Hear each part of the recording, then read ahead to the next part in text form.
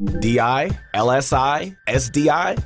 The Smash community loves to use a bunch of fancy acronyms and customized terms for advanced techniques.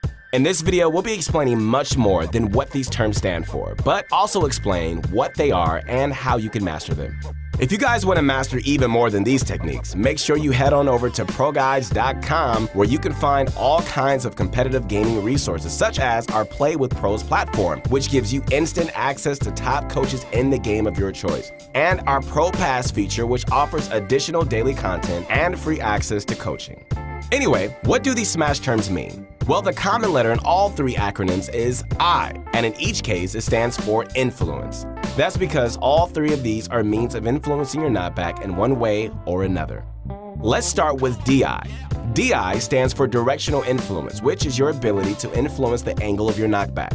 Anytime you get hit by an attack, there is a window of possible angles that the move can send you in, which varies with each specific attack.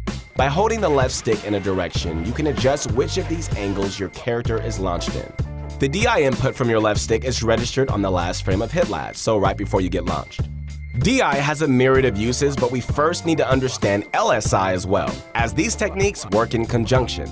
LSI stands for Launch Speed Influence. This is your ability to influence the speed of your knockback, and thus its distance. Just like DI, LSI works by holding the left stick in a direction right before you are launched. Holding up will give you universally more knockback and universally less knockback by holding down. The degree to which LSI increases or decreases knockback is relative to how close the left stick angle is towards directly up or down. If you have a background in Smash 4, you may remember LSI by its former name of vectoring, which was replaced with LSI for accuracy purposes.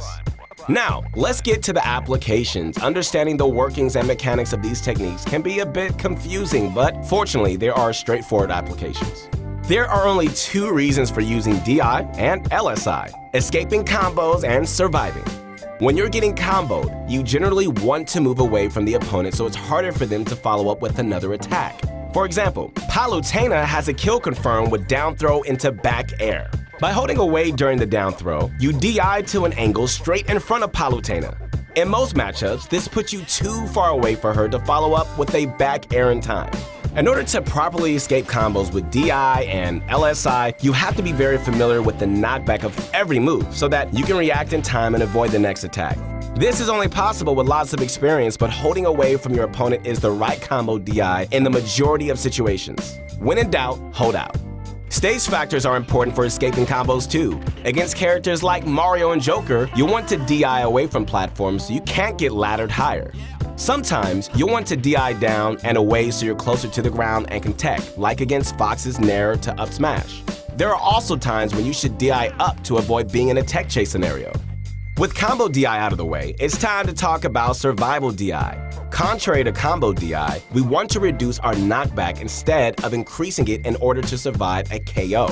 Knockback can have many possible angles, but to understand survival DI, we're going to break it down into three main possibilities: horizontal knockback, vertical knockback, and diagonal knockback. Surviving horizontal knockback is the simplest and most intuitive.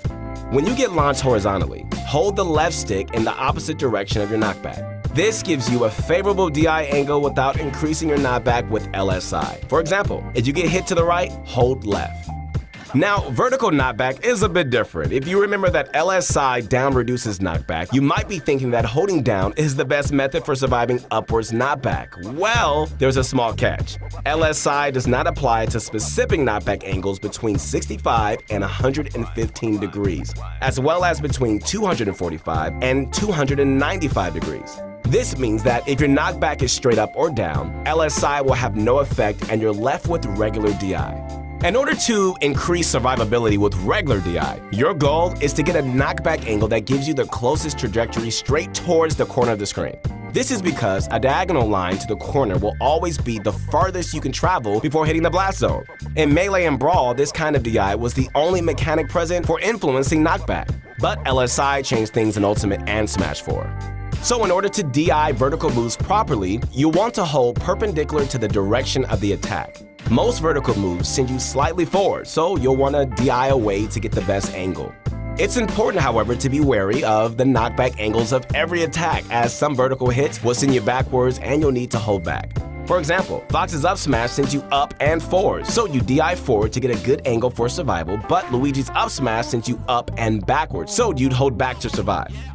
Finally, we have diagonal moves. This can be a bit confusing, and they tend to involve LSI the most. Since these moves will fall within the range where LSI is considered, holding down will give you maximum LSI and reduce knockback. Sometimes, though, you'll need to regular DI down and away to get a knockback angle in the LSI able range.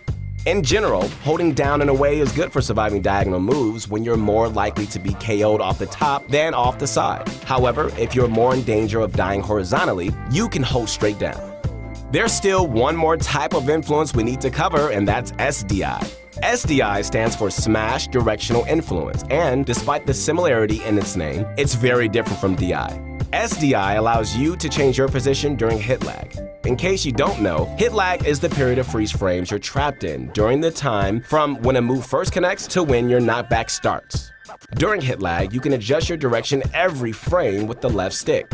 The game won't read the same direction 2 frames in a row, so to SDI effectively in one direction, rotate your stick back and forth in a small arc around the direction you wish to move in. Single hit moves don't have much hit lag, and SDIing them wouldn't achieve much anyway, so this technique is best used for multi-hit attacks. If successful, SDIing away during multi-hits can allow you to escape before the final hit, or at least get further away when the last hit connects, making a follow-up harder. SDI is not very strong in Smash Ultimate, but there are still a few situations where it can make a significant difference. Now that you know all about DI, you can start surviving longer and escaping combos. One combo you do not want to escape, however, is the subscribe and to bell notifications combo right here on Pro Guides. Get top-notch Smash Ultimate videos delivered to your inbox every day with strategies to get better, learn more characters, and to follow the ever-changing competitive scene.